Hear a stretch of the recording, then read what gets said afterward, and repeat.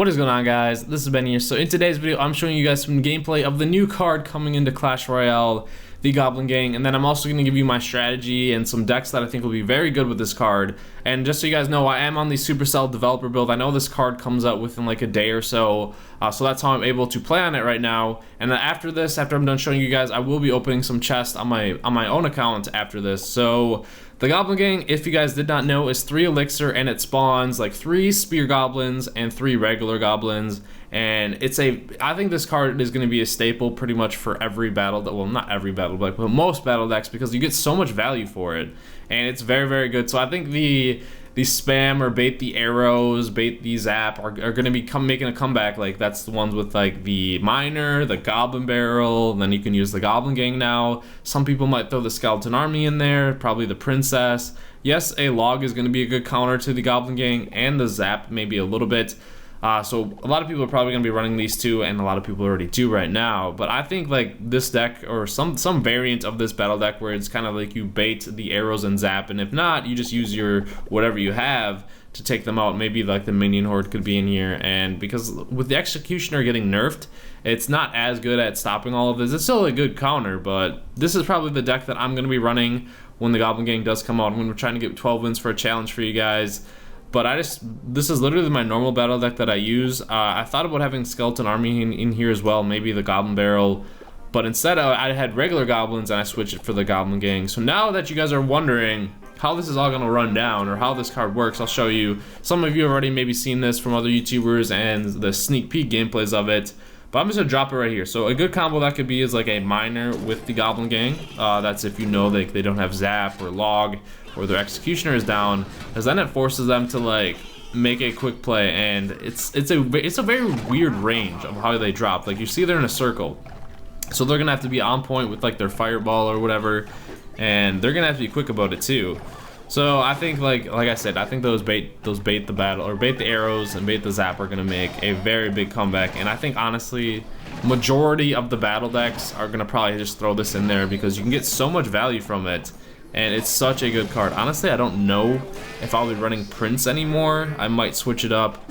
We'll see, because the Prince is only that single target damage, or I might have to throw arrows in here, or the log to take care of that, because honestly, the Goblin Gang can kind of replace, well, it's not as good, but it kind of replaces the Skeleton Army in a sense, because the Skeleton Army can get zapped to death if it's on tournament level, and the Goblin Gang cannot. It'll be alive for a little bit, and those are really good for distracting heavy hitters like the single target damages, like the Prince, the P.E.K.K.A.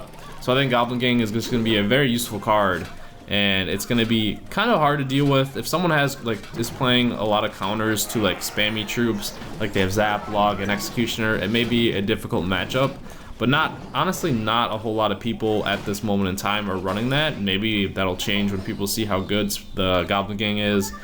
But the circular drop is just really weird. And there is a bug when you are hovering. I'll show you it next time. Hopefully he takes out my troops here. There we go. So I'm just going to cycle to it right now, to my next Goblin Gang. I'm just dropping crap. Alright, there we go. Our Goblin Gang is now, and if you can see how when I'm hovering around, it shows all regular goblins, not spear goblins. So that's a little bit of a bug, but it's nothing major. You still get your spear goblins and your regular ones, so they switched to it right there. See?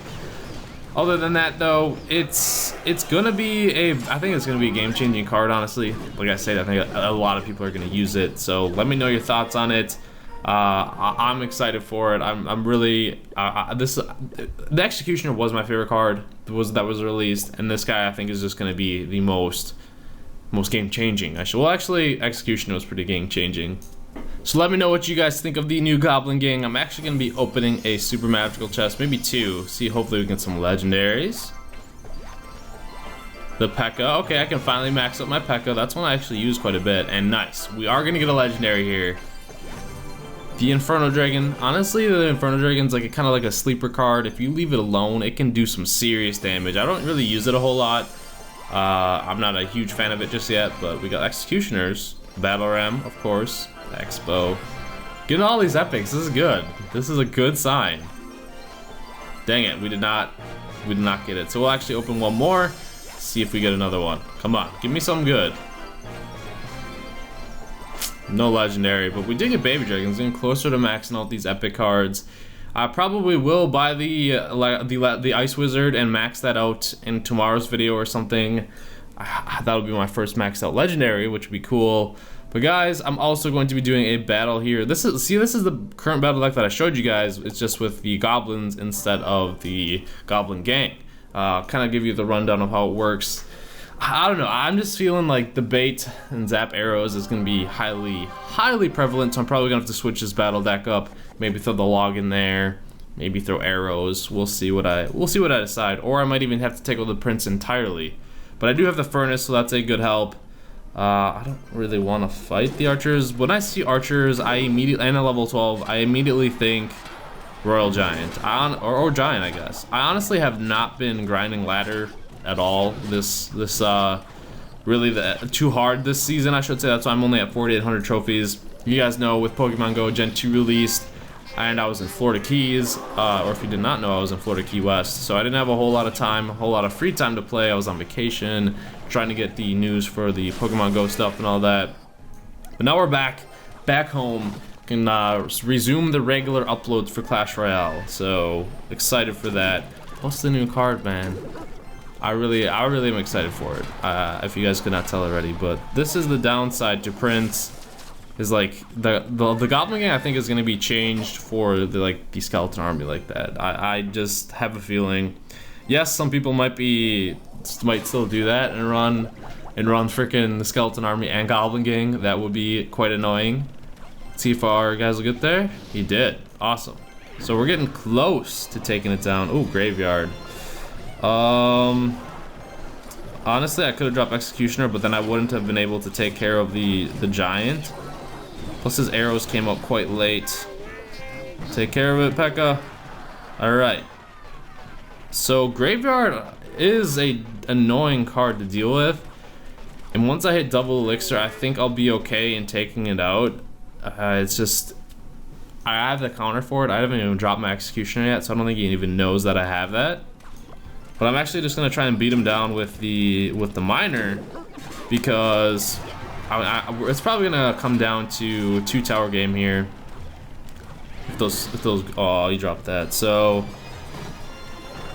dropping that Executioner now. We are sustaining a little bit of tower damage, but Executioner, he doesn't have anything to stop the Executioner, so it's good for us. And where's that skeleton army? There it is. Trying to get the zap on the tower as well.